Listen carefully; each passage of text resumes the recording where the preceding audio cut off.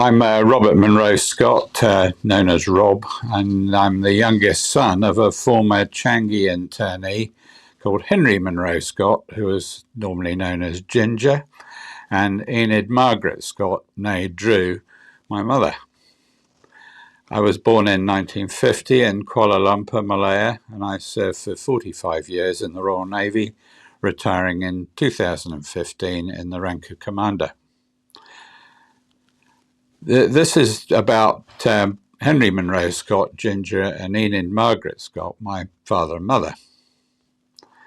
My father, after a brief service in the nascent RAF in 1918-1919, my father qualified as a chartered accountant and emigrated to Malaya in the early 1920s, where he lived for some 35 years. He married my mother whilst on leave in UK in 1937, before they both returned to KL. They remained in Malaya during the early years of World War II, and my mother and two brothers, aged 3.5 and 18 months respectively, evacuated from Singapore on the 31st of December 1941. Initially in the Dutch ship Marnix van Sint Aldegond to Durban, and then the Johan van Oldenbarneveld, arriving in Liverpool on the 23rd of February 1942. Both ships, although failing their taxi test of being unpronounceable, sailed independently, being able to sustain sufficient speed, 15 knots, with evasive steering to outrun U-boats. This was quite an evolution in itself. Meanwhile, my father left KL under government orders on the 9th of January 1942 and moved to Singapore, living in temporary office space provided by another firm and spending the last 4 days before internment in the Raffles Hotel.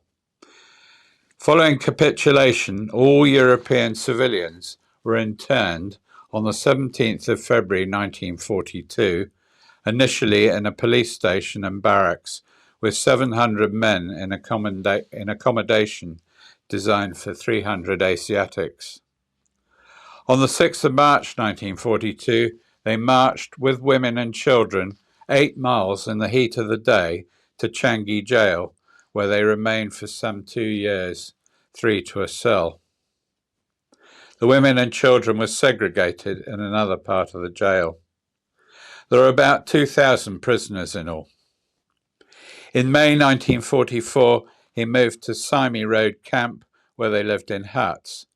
Food was mainly rice, augmented by vegetables grown by the prisoners.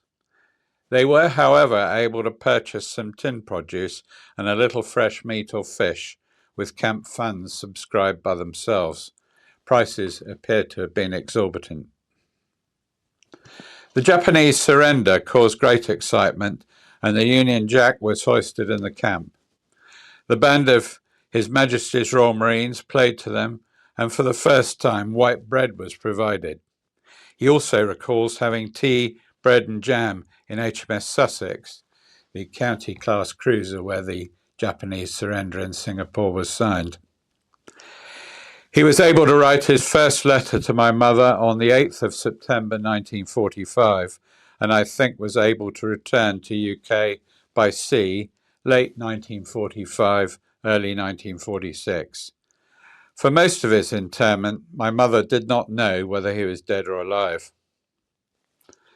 My father did not appear unduly affected by his experience, and remarkably still ate rice and bore no animosity towards the Japanese people.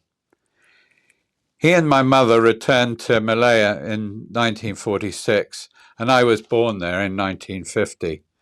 We returned to UK in 1955, and my father followed in 1957. He returned in about 1961 to work for the new Malaysian government for about 6 months.